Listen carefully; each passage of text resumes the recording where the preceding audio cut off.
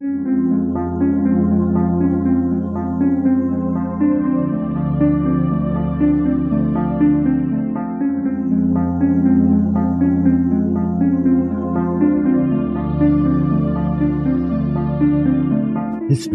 tells the story of the world and of our lives. Sometimes that history goes bump in the night.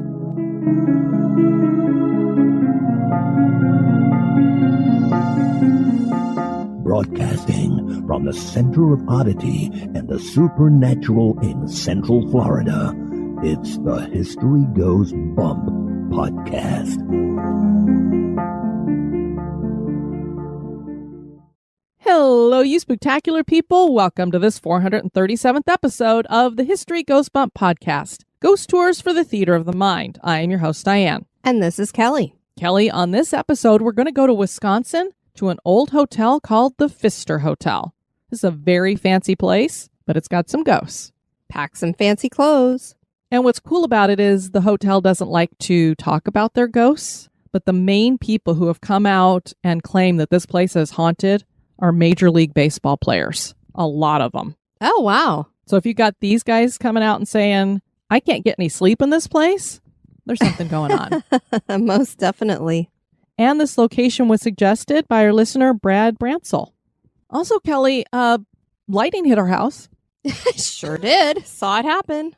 So right now we are sitting in our studio, which most of our listeners know is our master bedroom closet. And we can't get on the internet. So we're literally reading the script off the phone. Yes, we are. Passing it back and forth. With very small writing. That being said, we can't access the Facebook website, and it's much easier to look at it on a computer rather than the app. So hopefully we've got everybody who is a new person to the crew here. We want to welcome into the spectacular crew Mia, who shares a name with our puppy. Yes, she does. Who already doesn't like thunderstorms. And yeah, she pretty much lost it when we got hit by the lightning. Well, because we jumped and screamed. I mean, I saw sparks out my office window as I was working when everything went black, and she was with me. So our reaction certainly didn't help her stay calm. No, I shook for a couple hours afterward. Also, Christina, Michael, Susan, Linda, Emily, and hopefully we say this right, Dorota. Thank you for joining us in our Facebook group. And now, this moment in Oddity.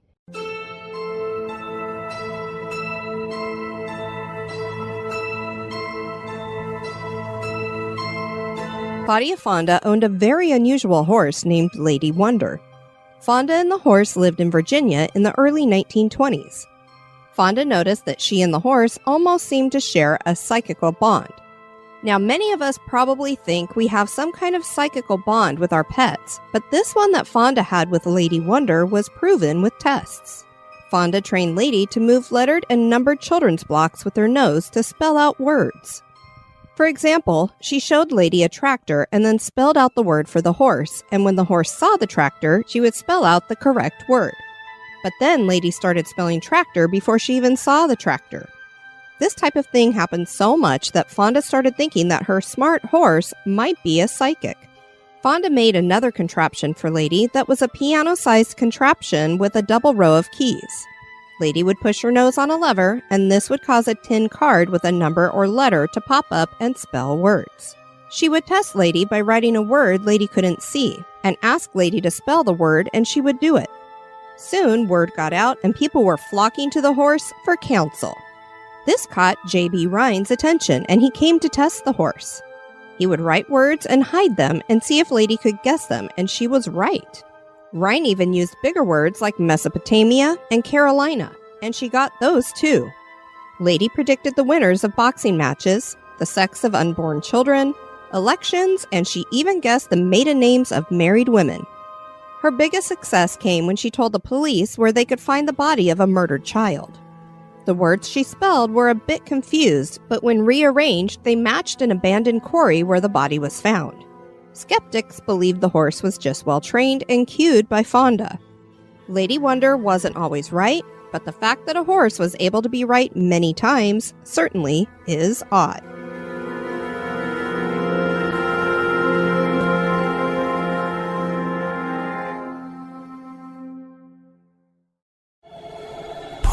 the covers up tight. That chill you feel isn't the air conditioning.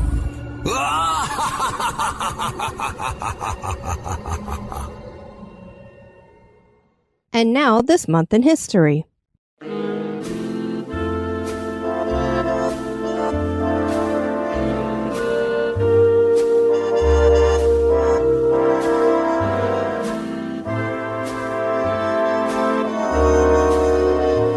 In the month of May, on the 17th in 1970, Thor Heyerdahl conducts his Ra 2 expedition. Heyerdahl was an explorer and an ethnographer, and he wondered how Polynesia came to be populated. Most historians thought that people traveled from Southeast Asia to Polynesia, but the currents run east to west, and South American plants were found in Polynesia. Heyerdahl believed that ancient peoples could have contact with each other from even farther locations, thousands of miles away. He put action behind his theories. In 1947, he successfully conducted the Kon-Tiki expedition, in which he sailed 5,000 miles across the Pacific Ocean in a hand-built raft of balsa logs from South America to the French Polynesia to Amatu Islands. The Ra 2 expedition had Heyerdahl sailing across the Atlantic Ocean from Morocco to Barbados in a papyrus reed boat built by traditional boat builders. Ra 1 had been built in the same way, but foundered before finishing the voyage. Ra 2 was loaded with a multinational crew of 7, and they made the 4,000-mile trip in 57 days. The voyage was documented in a book and in a documentary called The Ra Expeditions. Despite his success, his theories have not been accepted by mainstream anthropologists.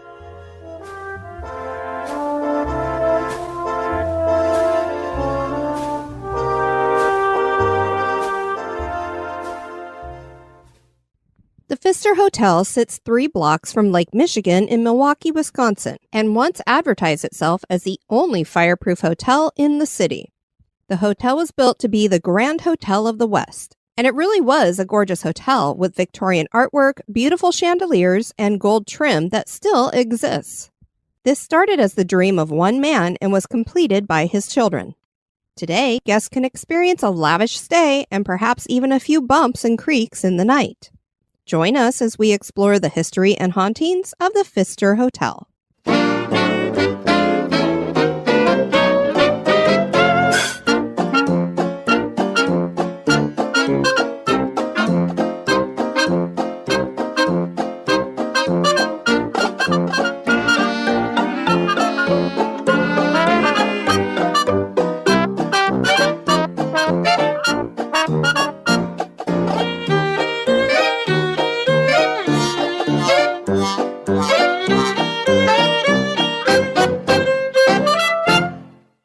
Milwaukee is Wisconsin's largest city and sits where 3 rivers converge on Lake Michigan: the Milwaukee, Menominee, and Kinnickinnick rivers.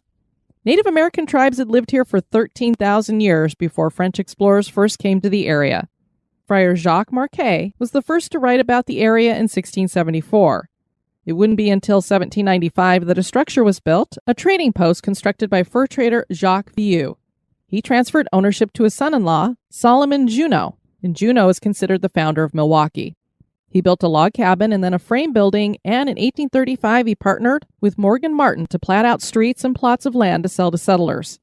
Juneau took on the mantle of mayor and held that for 2 decades. In his time, he served as postmaster, established a newspaper, and built a hotel and courthouse. The city was heavily populated by Germans and rivaled Chicago for size and wealth. Through the years, the town would become a successful center of tanneries, brewers, foundries, and grain merchants. The city had a large hotel that burned down, and it was in need of another large hotel in the downtown area. Anna Lardenoy of Gothic Milwaukee did some research and discovered that the land upon which the Pfister Hotel was built had a private burying ground there. The bones were found when they began digging the foundation. A house had also been on the property, and this is where the first white male born, Charles Milwaukee Sevier, in Milwaukee, lived. Now, this was a big parcel of land because the house was said to be on East Water Street, which is about 5 blocks away, and Water Street runs north to south today. So whether this has anything to do with the hotel is subjective. Yeah, so I found that on a blog post that she had done, and I went in to research it and look at the newspaper articles and stuff, and then I looked at a map of modern-day Milwaukee, and I'm like, how in the world can the street be that address? Because it runs in the opposite direction today. So I don't know if they switched which street was Water Street, but the streets don't match up with the story. So I don't know if there was actually a cemetery here underneath where they put the hotel or what have you. Prominent Milwaukee businessman Guido Pfister had a vision for a grand hotel. He'd made his fortune in the tannery business, and in 1871, he purchased the land on which the hotel was built at the corner of Wisconsin and Jefferson Streets for $200. Can you imagine? Nice. It wouldn't be until 1888 that the land would be optioned and a hotel company was established.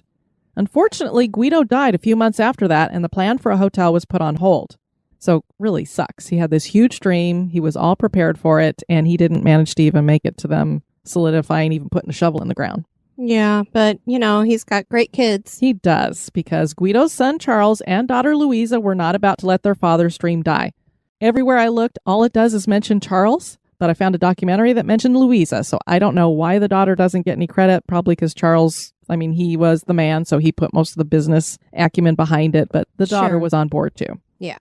So they gathered a group of businessmen together, and the plan for the hotel was back on with double the budget. This hotel was going to be more lavish than even Guido dreamed. The Pfister Hotel was designed by Milwaukee architect Henry C. Koch in the Romanesque Revival style. There were squat columns and decorative wall carvings and round arches. May 1st, 1893 was opening day for the Pfister Hotel. The hotel boasted features not seen in many hotels at the time, like electricity, fireproofing, and each guest room had thermostat control. Perfect. I like my AC. There were 2 billiard rooms, a formal dining room, and a gentleman's lounge. The hotel was lauded for its lavish furnishings and tessellated floor. Tessellated floors are small tiles inlaid to create mosaics. The walls were lined with paintings in gold frames, and the lobby had marble columns, a glass ceiling that was 4 stories up, and beautiful glass chandeliers. 2 large bronze lions flanked the entrance known as Dick and Harry. I love that they named the lions that. I do too. Dick and Harry. These were a gift from businessman T.A. Chapman, who bought them in Rome. The total cost of the construction came to $1 million. Paid $200 for the plot of land and spent $1 million putting a hotel on it. That's a huge chunk of change in that time. And that glass ceiling was basically a huge skylight that just opened up the lobby. So you imagine all the natural light that was just showering down on there and then bouncing off those glass chandeliers. People would have walked into this place in Milwaukee and gone, whoa. Had to be stunning. So you got to imagine that Guido, if he could see in the afterlife, was pretty proud of what they put together for him. I would imagine so. Despite the opulence, the hotel struggled in the beginning to make a profit, particularly because the stock market crashed 4 days after the opening. Talk about timing. Couldn't time it any worse. A Republican delegate convention in 1894 helped to boost the visibility of the hotel, and more tourists were drawn to Milwaukee and specifically the Pfister. Conventions started eyeing the city as a powerful place to host their events. President William McKinley visited the hotel in 1899 with his family and cabinet, and he really started something. Because, get a load of this, Kelly, every president since McKinley has stayed at the hotel, all the way up to Barack Obama. Wow, very cool. Former President William Howard Taft was at the hotel when he got word that World War II had ended, and reporters arrived at his door at the presidential suite to get his reaction. His initial response was, "What's going on?" He apparently had been asleep. Can you imagine he opens the door, there's all these reporters standing there going, former Mr. President, What do you think? Hopefully he wasn't in his pajamas. Probably I was, don't know, but I thought that was funny. He probably was rubbing his eyeballs going, what is going on? The year 1926 brought a major renovation to the hotel. More would be added to the hotel by Charles Pfister during Prohibition, when they did away with the Turkish baths and opened the English Room, a modest little pub in that area that served up Indian punch. Indian punch was very popular. So popular that Pfister started bottling the stuff for nationwide distribution. I tried looking up a recipe. I could not find a recipe anywhere, so I have no idea what it entailed. Charles had a debilitating stroke and handed the keys over to his longtime friend and colleague, Ray Smith. Smith had actually started at the hotel in 1896 as a bellboy and worked his way up to hotel manager, and the Smith family held the hotel for 2 decades. Things changed again in the 1950s with part of the lobby being closed off so that a new lounge could be built. This was called the Columns, where waitresses wore togas and a centurion watched the door. The Columns eventually became Café Olé. The years after the Smith family were tough, and by 1962, the hotel was in bankruptcy. A movie theater operator named Ben Marcus bought the hotel so that it would not be demolished. Can you imagine this grand hotel? They were going to tear it down. Marcus wanted to add more rooms, so he expanded the hotel, adding a new 23-story guest room tower. This is off the back of it. It doesn't really match the architecture, but it did give them a lot more rooms. The tower included an ornate bar called the Crown Room, which became a hot spot for the city. The club offered up dancing and live performances by renowned jazz musicians like Sarah Vaughan, Carmen McRae, and Al Jarreau. The restoration cost $7 million, which was 7 times what it cost to originally build the hotel. Good grief. Rosemary Steinfest became general manager about this time, making her one of the first female general managers in the nation. Rosemary said it wasn't easy because it was a man's world at that time, but she stood her ground. Good for her. It was under her guidance that this became the place to stay for visiting MLB teams, and that's Major League Baseball for people who don't know. And Elvis Presley stayed here once. Rosemary said that he had a special kind of bacon flown in, and it had to be cooking at all times when he was in the building. Oh, my word. Why am I not surprised? I am not surprised. No. She managed to reroute him through the hotel when the press was hounding him, and when she got him to his room, he looked at her and said, "Thank you, baby." Aw, I'm sure she just turned into a puddle on the floor. Oh my God, Elvis called me baby. And now a little break for a word about one of our sponsors. This episode is brought to you by Best Fiends. Kelly, sometimes it's hard to find some free time around the house to just sit down and relax. But when your house gets hit by lightning, it kind of leaves you with no choice. You can't sit down and watch the TV because you can't stream anything. It's a perfect opportunity to play something like Best Fiends. I play it all the time, whether we're watching TV or not. I know. I actually use it as a reward. I know the listeners have heard me say that before. I'll be like, okay, I've got to work on this for an hour, and then I can go play Best Fiends for like 15 minutes, and then I get hooked and keep playing. And I've worked my way up to level 601. What are you on, Kelly? I'm a bit ahead of you, 911. And I've got to share. I just got the most adorable new fiend. It's a flower mantid, which is a praying mantis. And I actually really love praying mantises. And the flower variety is my absolute favorite. They're beautiful. They are really pretty. They are. They tend to look kind of like orchids, which you know how much I love them. Well, the cool thing about Best Fiends is there are dozens of unique fiends that you can collect. And then you can customize them. And that means you can customize your team of fiends. The cool thing is they start off as little babies and then they evolve and grow as they go. But you can always go back to the baby if you want to. They still have the same power structure. So they're like big and muscular on the inside, we'll say. But on the outside, they look like the cute little baby they once were. And you know that's what I typically do. I like to always revert them back to their cute little baby status. And they always have these great challenges that they bring up. It's like you get done with one challenge and you're like, oh man, well, right away, they'll start you on another one. And I am working on getting some more costuming here. I know I talked about my hypersonic Edward before. Well, now I'm going for Mermaid Gordon. He's so cute. I mean, imagine mixing a scorpion with a mermaid. And that's what Mermaid Gordon is. He's very cute. Indeed, he is. Best Fiends is a match 3 game. It is so much fun. Some of the levels are more challenging than other ones, but you will absolutely never get bored with this. Join the over 100 million downloads and be the next one, and download Best Fiends for free. You've earned your fun time. Go to the App Store or Google Play. That's where you can get Best Fiends for free. Plus, you can earn even more with $5 worth of in-game rewards when you reach level 5. Look for Best Fiends. That's friends without the R, Best Fiends.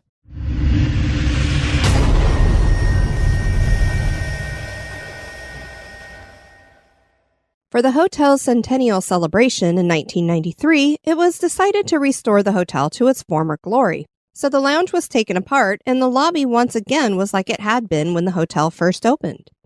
This is one of those hotels that once you enter the lobby, you can't help but gasp. The ornately painted barrel vault ceiling had once been a giant skylight. During this 1993 renovation, Milwaukee's Conrad Schmidt Studios designed a mural for the ceiling. The mural features cherubs positioned amidst the clouds, framed by 26 red shields, and highlighted with Dutch metal lead that looks like gold leaf. The carpet was pulled up to reveal the original marble floors, but most of it had been crushed. The only original marble still left is in front of the fireplace. I can't imagine pulling all that carpet up to see the tile underneath and it's crushed. I'm like, how did it get crushed? Heartbreaking. Yeah, I mean, I know you've had a lot of foot traffic, but that's just, I don't know what the world happened there. Today, the Marcus family still owns the Pfister Hotel, and it is a member of historic hotels worldwide. The Victorian art collection put together by the Pfisters is still here and can be explored with a self-guided tour or a scheduled tour with the hotel's current artist in residence. The collection is actually worth more than the hotel itself. Dang. I know. Don't let that place burn down. The hotel boasts 82 suites that have their own wet bars and sitting rooms, and 307 standard rooms. A martini lounge is located on the 23rd floor named the Blue Bar and Lounge and features fondue. The Mason Street Grill is also at the hotel and is one of the best restaurants in Milwaukee, serving up sandwiches, steak, and craft cocktails. Turn-down service greets the guests at bedtime with chocolates and this sweet dream poem. Because this hotel is a human institution to serve people and not solely a money-making organization, we hope that God will grant you peace and rest while you're under our roof. May the business that brought you our way prosper. May every call you make and every message you receive add to your joy. May this room and hotel be your second home. Isn't that nice? Aw. But sweet dreams seem to be hard to come by for some guests. The hotel also features several spirits. The Travel Channel named it the creepiest place in Wisconsin. The Pfister Hotel, however, doesn't embrace its haunted reputation, so don't ask them for official commentary. The ghost of Charles Pfister is thought to walk through the hotel. Pfister's apparition appears as a portly man and seems to be good-natured. He hangs out mainly on the hotel's grand staircase where he can watch the lobby, watching the living go about their business at hand. He likes to stroll the minstrel's gallery above the ballroom, too, and he's been seen up on the 9th floor. Charles had dogs, and their spirits seem to be here at the hotel with him as well. The sounds of dogs are heard in the hallways. The Pfister Hotel is a favorite for visiting MLB teams who are going to play the Milwaukee Brewers. In 2010, two starters on the San Francisco Giants, Pablo Sandoval and Edgar Renteria, claimed that Charles Pfister haunted them for 2 nights in a row, and it had gotten so bad that they relocated to another hotel down the street. In 2018, the St. Louis Cardinals were in town and the team stayed at the Pfister. Several players and coaches all ended up in the same room together after they experienced paranormal activity. Marcel Ozuna told Carlos Martinez that he had seen an apparition in his room. Pretty soon, a couple of coaches claimed they were scared by something too. They all headed to Francisco Peña's room, and Martinez made a video that he posted to Instagram. In the video, he said, "We're here in Milwaukee. I just saw a ghost. In Ozuna's room, he saw another one. We are all in Peña's room," who is Francisco Peña, I guess is what they call him. "We are all stuck here. We're going to sleep together. If the ghost shows again, we're all going to fight together." They're all buddied up in the beds. Yeah, you could see they were playing cards in the background, so I don't know how scared they really were. Other MLB players who claim to have had experiences at the hotel are G-Man Choi, who felt a spirit in his bed. Brandon Phillips had the radio in his room turn on by itself and then did it again after he turned it off. And Carlos Gomez heard voices when he got out of the shower. Colby Lewis had the terrifying experience of seeing a skeletal apparition at 1:30 a.m. He was so scared by it that he missed a radio appearance the next day to visit the team's chaplain. Adrian Beltry shared several experiences he had with Sports Illustrated. The TV in his room turned on and off on its own. He heard knocking on the door when no one was there, and he was awakened from a dead sleep by pounding on his headboard. He was so afraid for the 3 days that he stayed in the hotel that he only got 2 hours of sleep and took a bat to bed with him. And I'll beat that spirit to death. Oh, wait, it's already dead. And Michael Young wasn't shy about sharing his stories with ESPN The Magazine in 2013. He said, "Oh, F that place. Listen, I'm not someone who spreads ghost stories, so if I'm telling you this, it happened. A couple of years ago, I was lying in bed after a night game, and I was out. My room was locked, but I heard these footsteps inside my room stomping around. I heard all these stories about this hotel, so I was wide awake at that point. And then I heard it again.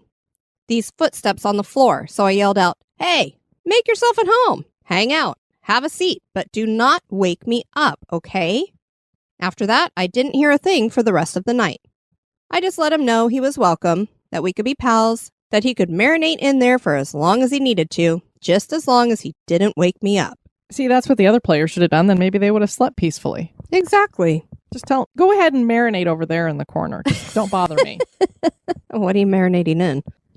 Bryce Harper also told the magazine, "One time last summer before I went to sleep, I laid a pair of jeans and a shirt on that table at the foot of the bed. Those things in hotels that you sit on to put your shoes on. I just laid them out. Simple as that. When I woke up in the morning, I swear on everything. The clothes were on the floor and the table was on the opposite side of the room against the wall. I was so flustered. I honestly thought there might be someone in my room. I had no idea what the hell just happened, so I actually looked around and then I checked to see if the door was still latched, and it was. I thought someone, maybe Jason Worth, came into my room during the night and moved everything around, and I knew Tyler Moore and Lombo, Steve Lombardosi, were both near me too, but they said that no one had done anything like that. Now, they could be lying to me. That's possible, and no one else seemed to have a weird experience, but it really creeped me out. I went downstairs and changed my room immediately. Different room, different floor. I said, I just need to get out of that room. I don't want to talk about it. I just need to get out. So they moved me to a higher floor." I love these hotels that don't want to talk about the stuff, but they know. Exactly. They have so much going on. C.J. Wilson told the magazine, "I've had lots of experiences there. I was on the computer one night doing my typical shtick, surfing the web, sending an email, editing a photo, and then all of a sudden the lights started flickering. I'm thinking to myself, I'm going to be so pissed if my computer dies."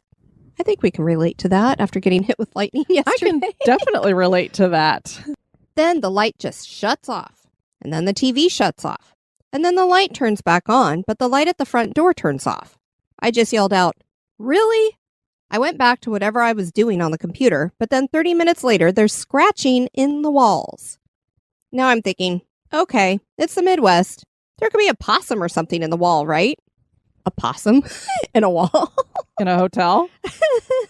What floor are you on? The next day, we all show up at the park, and everyone has this uneasy feeling. Like we had bad Chinese food or something. Oh my word. I said to one of my teammates, "You wouldn't believe the shizzle that was going on in my hotel room last night."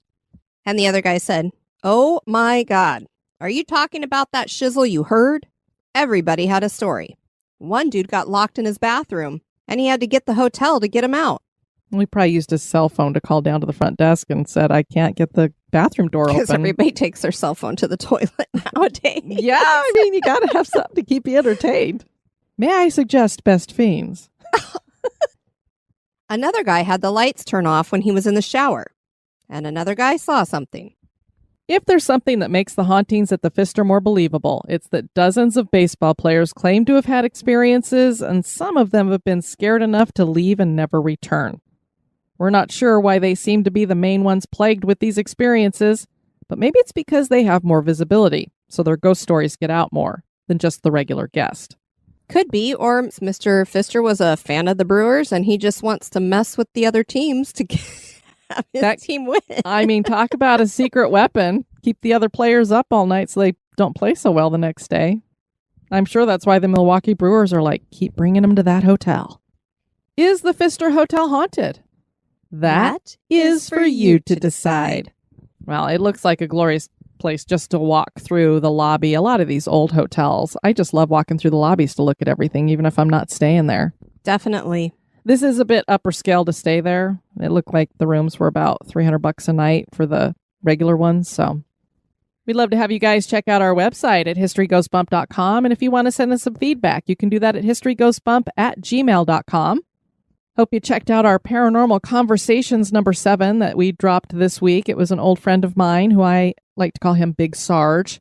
And he has a group called Ghost Ops Paranormal. And in talking to him, we found out about a great church that's haunted in Harrisburg, Pennsylvania, that we might be able to check out here in a couple months. I hope so. So fingers crossed. That would be very cool because there is a lot of activity going on there. I encourage you guys don't just listen to the episode, but please go over to our YouTube channel to watch the video, because I have put a couple of the pieces of evidence that he shared with me in the video there. Yes, most definitely. Go check it out. These are things that you'd want to see with your eyes. One of our listeners over on Instagram, Amy, was out doing a run up a canyon, and she decided to take a selfie of herself. And in the picture, when you look in the background, now, of course, it could be pareidolia. We all know when you take a selfie, it focuses on you and kind of blurs out the background. It looks like there's something standing out in the woods behind her, like some kind of a dark figure. Bigfoot, I'm not sure. Littlefoot. I thought it looked like somebody who was standing there with their hands in their pocket or something. It was very creepy looking. She said, I parked at Third Dam, Logan Canyon, and took the trail about 3 miles up and back. I just got back and thought I'd look at my pictures. I took a bunch, but also tried to take a selfie with the trail behind me to make sure I was alone. I didn't want anyone to see me taking a selfie. The first photo I took, she didn't like the way that she looked in it. So she said, I'm going to go ahead and take the picture from another angle. And then she went, what the fudge is that? But I didn't say fudge. I was on my way back down the trail. I just passed that area and there was nothing there. I've been on lots of ghost tours, the dungeons in Charleston Harbor, into the belly of the USS Yorktown with bulldog tours, and felt but never seen or captured anything before. If I'd seen it with my naked eye, I'd have made the 3-mile trip back to the car in 10 minutes. Yeah, so it was very, very weird. I'm not sure exactly what it was. I'm hoping it was just something because the background got blurred out and it was just a darker part of the picture. She said it was about a mile south of St. Anne's Retreat. After trolling around there in high school, it's always freaked me out. Melissa actually got to do an investigation up there, and they're the ones who joined us from Destination Mystery. I told her no way I wouldn't go because it's full of negative energy. So thanks for sharing that, Amy. Yeah, we appreciate it. So Kelly, as we said at the top of the show, we got hit by lightning. We're not exactly sure where it hit. We just know it ended at our house because we have this nice little burn mark that's under the eaves of the roof, and it did not go through the roof. So we don't know how that happened. But Kelly had posted the pictures up on Facebook, and I'd said, took quite a while to stop shaking. The modem is completely dead, and some of the outlets aren't working, but we're safe. And I didn't pee my pants, but I almost did. And then we had several comments to that. Of course, the first would be Jerry Polly from Hillbilly Horror Stories. He said, Diane Student, that would be scary.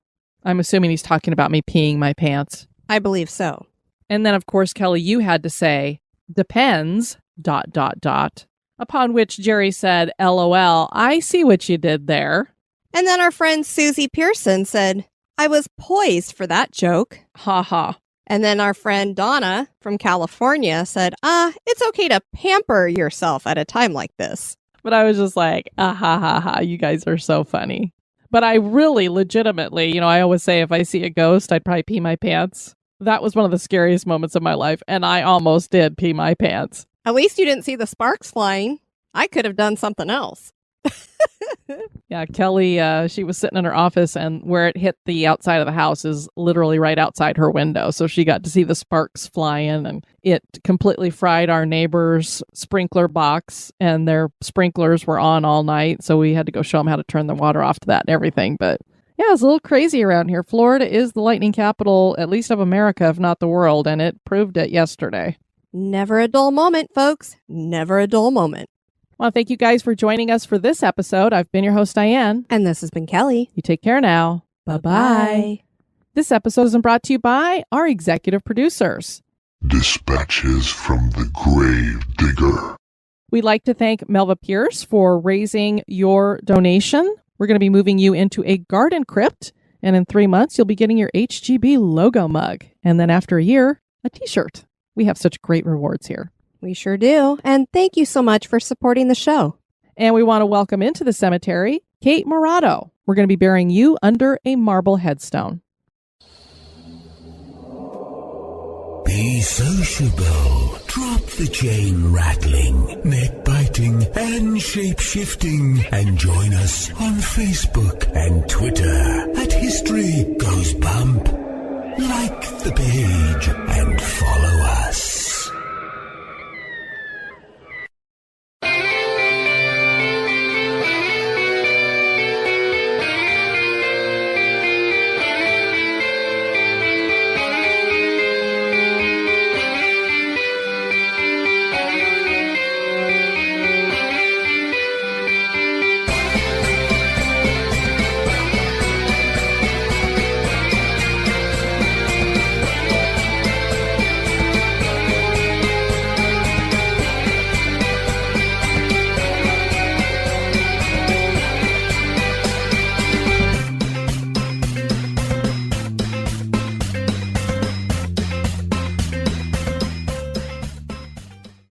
Milwaukee is Wisconsin's largest city and sits where 3 rivers converge on Lake Michigan.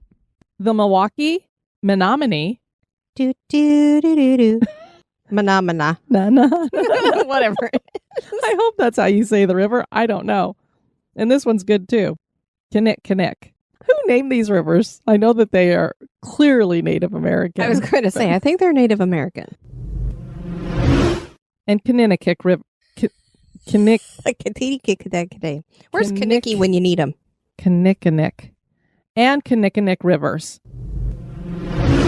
And grain merchants. For some reason, my tongue all of a sudden locked on the top of my mouth. Prominent will can't do P's and M's together, apparently. What was that, Kelly? Could you give us your best Elvis again? I can't do it. Now you can't do it. You just did. Thank you. Thank you very much. Yeah, something like that.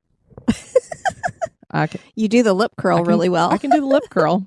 Don't quite get the Elvis voice, but...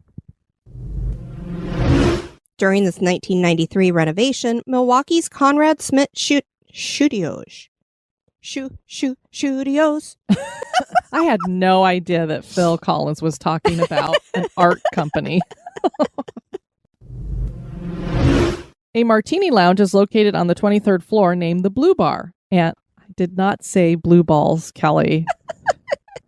They're fun like super balls. They're bouncy. Uh-huh. At least kids don't know what that means if they're listening to the bloopers.